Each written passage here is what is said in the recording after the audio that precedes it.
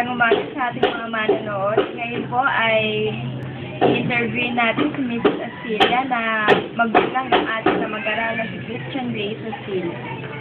Good morning po, ma'am. Ano po sa tingin niyo yung mga responsibilities ng isang pagiging magulang? Responsibility. Marami siya. Unang-una, as a father, provider siya ng family. May mga face-to-face basis na minsan kung walang trabaho yung tatay, ang nanay ang trabaho din. So, maaring pwede maging provider yung parent or ang mother. Pangalawa, sila po yung nagagabay at nagdidisiplina sa mga bata. At yung pangatlo, sila rin yung pwede rin siyang maging kaibigan ng mga anak nila.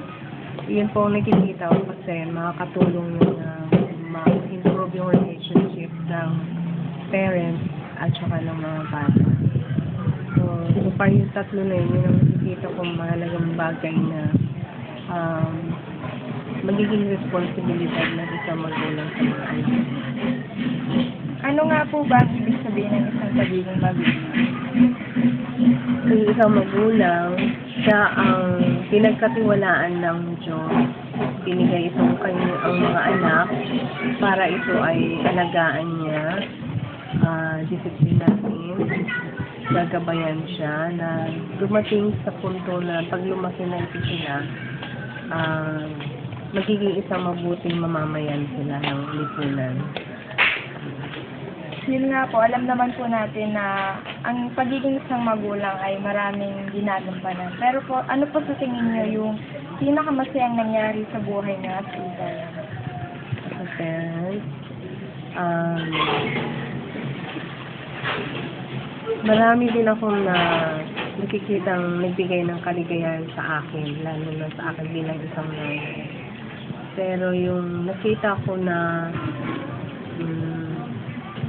nasa mabuting kalagayan sila. Pero yung isang bagay na nagbigay sa akin ng kasiyahan, kasi marami siya, yung na-achieve, may mga achievements sila sa kanilang mga pagsisikap. Kasi araw-araw din yun eh. Pero yun yung nagbigay sa akin ng kaligayahan. Kasi hindi lang yung sa isang okasyon, sa isang pangyayari. Pero habang nabubuhay ako, nakikita ko sila na sila sa mga pinaghihirapan nila.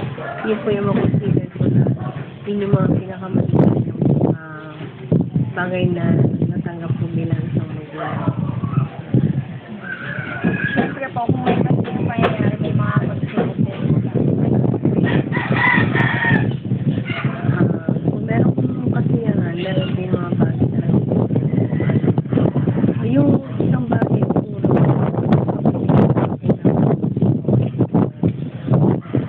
sasabi kong maganda,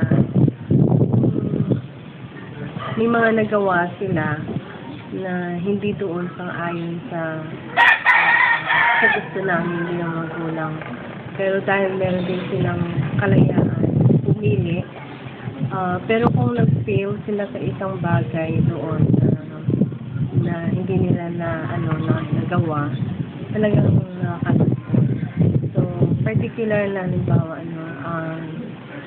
yung merong disagreement or misunderstanding sa kanilang magkakapatid. Yun yung isang bagay na nagbigay sa akin ng kalungkutan. Maaring